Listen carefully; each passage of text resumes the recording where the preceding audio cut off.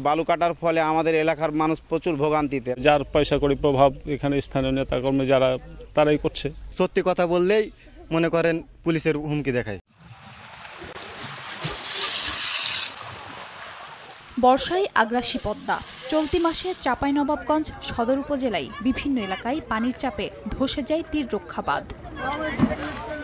অথচ এরই মধ্যে চলছে বাঁধ ঘেঁষে বালু উত্তোলন। সদর ও শিবগঞ্জ উপজেলার অন্তত 17টি পয়েন্টে অবৈধভাবে বালু তুলছে প্রভাবশালী চক্র।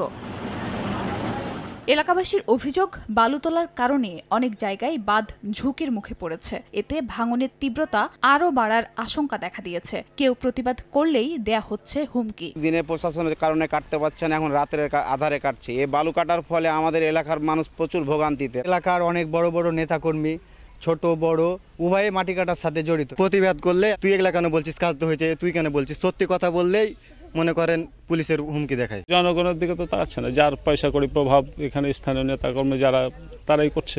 প্রকাশ্যে বালু তোলা হলেও পানি উন্নয়ন বোর্ডের দাবি, খবর পেলেই ব্যবস্থা নিচ্ছেন তারা। যখনই আমাদের দৃষ্টিগোচর হয়, আমরা জেলা প্রশাসন মাধ্যমে একসাথে আমরা সেটি মোকাবেলা করার চেষ্টা করি। ইতিমধ্যে আমাদের বেশ কিছু জায়গায় আমরা জিডি করেছি।